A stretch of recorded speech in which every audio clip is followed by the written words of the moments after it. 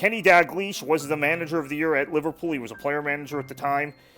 Gary Lineker was the player of the year. These are familiar names for us. Tony Cottee, Richard Gough, and Craig Lewin.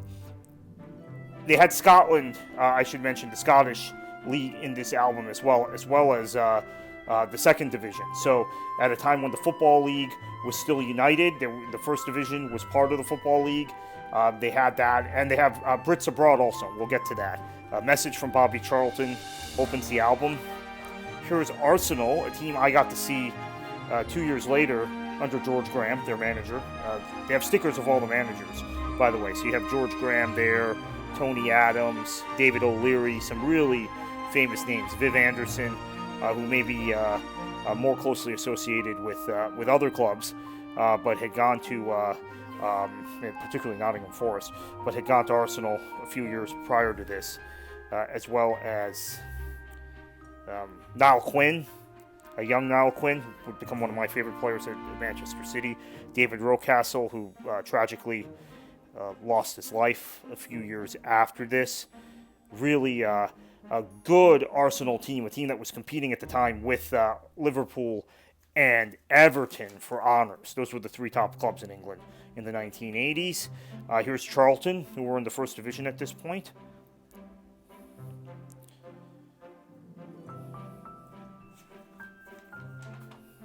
Chelsea, who were in the first division also. They were up and down during this era.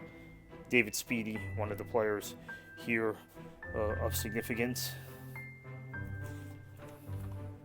Coventry, who were in the midst of a long run at the time in the top flight. Cyril Regis, famous player there. Dave Bennett, former Manchester City player at that point, who was phenomenal. Everton, this is a top team in this era. A team that's winning trophies under Howard Kendall. Dave Watson, top player. Peter Reid, who would be the protege of Howard Kendall in terms of management. Also, Paul Power would come over from Manchester City. Neil Adams, what a strong side. In fact, they may have been the reigning First Division champions at this point. Neville Southall, obviously. How could I forget him? Great goalkeeper. I think actually maybe Liverpool were the champions. Everton, the champions the year before that. Leicester City, consistent top flight presence in this era. Mark Bright, famous player there. Liverpool, the champions. We've determined they were the champions. And look at the famous names. Dalglish, Grobbelaar, Lawrenson, Hansen, Nicol, Beglin, Molby, Walsh, Rush, McMahon. What a team.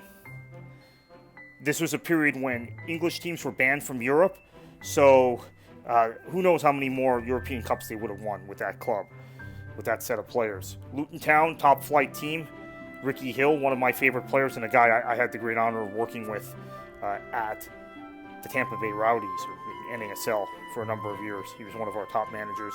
Mick Harford, a player I got to see play a number of times in person as well. So let's move on. Manchester United. I must have skipped Manchester City here accidentally. Yep, here's Manchester City, club I supported. Mick McCarthy, one of my favorite players, went on to be the Republic of Ireland manager in the 2002 World Cup, among other management positions he's had. A number of other good players. Paul Simpson, a very young Paul Simpson. Was surprised to see him in this album when I opened it back up the other day. But he was 19 or 20 at the time. Steve Kinsey, actually should focus on him for a moment. A player I watched a lot of with the Fort Lauderdale Strikers in the coming years after that. He moved stateside about a year or two after this and was here in South Florida for a long period of time. Manchester United was in a down period then. Ron Atkinson was the manager, big Ron Atkinson. He'd be replaced during the course of this season by the one and only Sir Alex Ferguson. Wasn't Sir Alex at the time. We'll get to Alex Ferguson a bit later when we get to Scotland in the album. Kind of pedestrian United team, but Norm Whiteside Brian Robson some names, Frank Stapleton. But by United standards, not a great era. Gordon Strachan, who had played for Sir Alex at Aberdeen, actually. Newcastle, in the top flight at this point. Glenn Roeder, who just recently passed away. Peter Beardsley, great player. And there he is. Young Gosling. Norwich, Ian Culverhouse was on this team, managed by Ken Brown.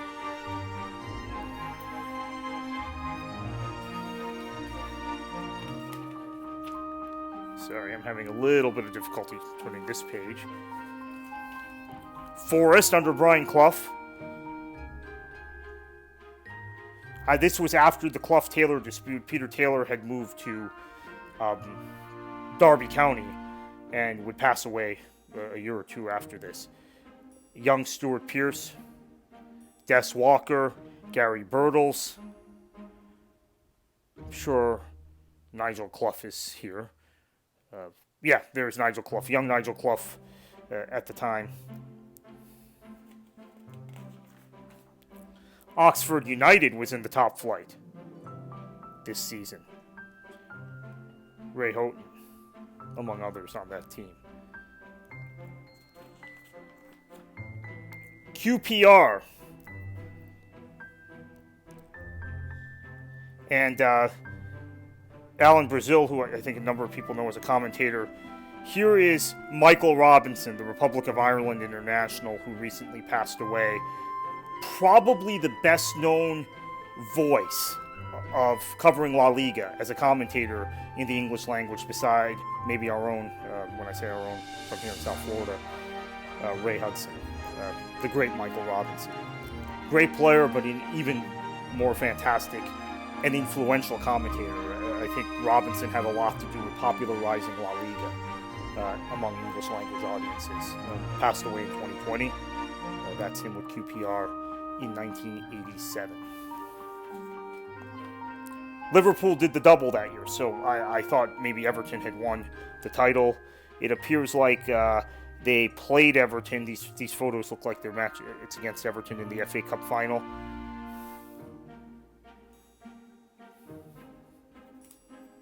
Everton and Liverpool were back and forth at the top of the game in the 1980s.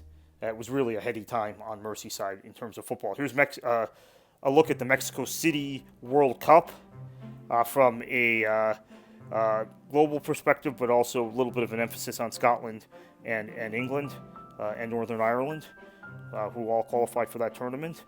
There's Michel Platini, West Germany. Maradona, the great, among others. Sheffield Wednesday, under Howard Wilkinson, who would later go on to be the last English manager, the most recent English manager, to win the First Division title with Leeds United a few years after this. Before dominance came from foreign managers, Scottish managers and foreign managers. Brian Marwood, who was the director of football for a while at Manchester City. Also should point out Nigel Worthington here was a top player.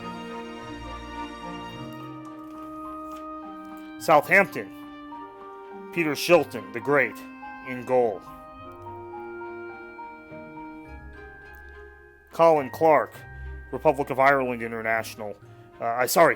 Northern Ireland international, who helped lead Northern Ireland in both the 82 and 86 World Cups and had a really strong coaching career here in the United States. Spurs, under David Pleat, who would manage the club a number of times during his career. Ray Clemens, Richard Goff, who came and played here in Major League Soccer. Gary Stevens, the great Glenn Hoddle. Chris Waddle, Clyde Allen. Spurs were always among the most entertaining sides, and this was an era when they were winning FA Cups still. Watford under Graham Taylor, a team that brought a lot of top young players through. Graham Taylor would eventually become the England manager. This was the best era in Watford's history. You see players like Kenny Jackett and Luther Blissett here. This was an era where Watford would have been in Europe if not for the European ban, and that's something that I think still stings a lot of people who support Watford, that their one opportunity or two opportunities to play in Europe were denied by the ban on English clubs. And as a Manchester City fan, it's something that stung me for a while too. There were a few times we didn't go to Europe because of that ban, but all of that's forgotten now after the takeover. But for many years, I was resentful. Wimbledon, the Crazy Gang.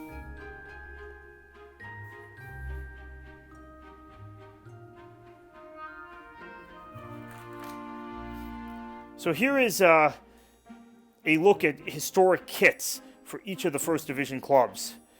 Really, really cool sticker feature. Second Division had some big clubs, as always in England, in the Second Division at the time, including Leeds, West Brom, Sunderland, Oldham under Joe Royle a few years later would make it to the First Division, by the way.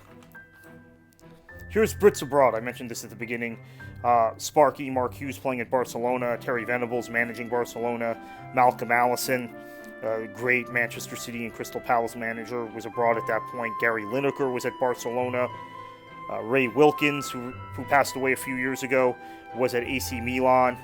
Paul Rideout was abroad, great Everton great, who, by the way, came to the United States, finished his career with the Kansas City Wizards, as they were known at the time, and has continued to contribute to the growth of the game here in the U.S. Trevor Francis, the first million-pound player when he signed for Manchester City in 1978 or 1979, was abroad also at the time.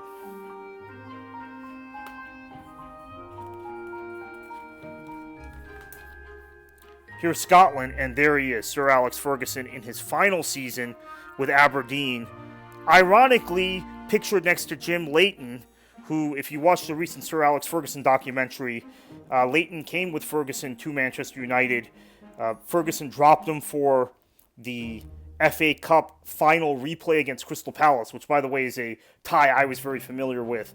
The next time I went to the United Kingdom after the summer of 1987 was the summer of 1990, in between my 10th and 11th grade years here in the States, to visit family. My family over there were Palace fans, and that replay had just taken place and Manchester United had won, so I heard all the stories of that. But Leighton dropped for the replay. At the time, you didn't go to extra time and penalties, you had a replay.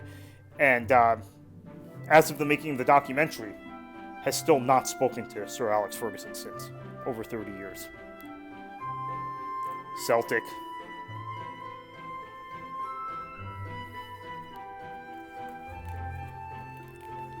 Now, at the time, Scottish teams were in Europe and English teams weren't. So you had a... It hadn't really happened in the 86-87 season yet, but in the following years, an outflow of players that went from England to Scotland, particularly the Rangers and Celtic. Dundee United.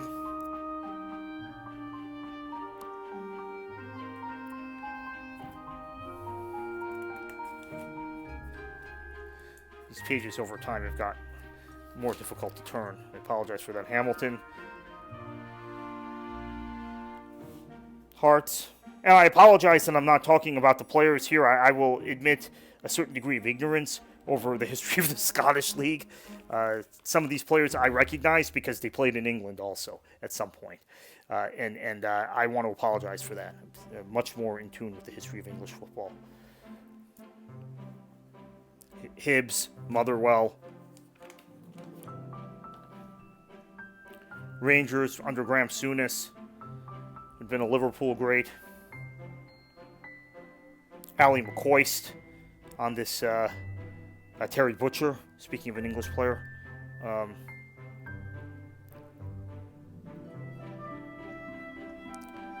great player for Ipswich Town. St. Mirren. And then Scotland kits then and now. So that's Football 87, the first ever sticker album in this sport of football or soccer that I collected.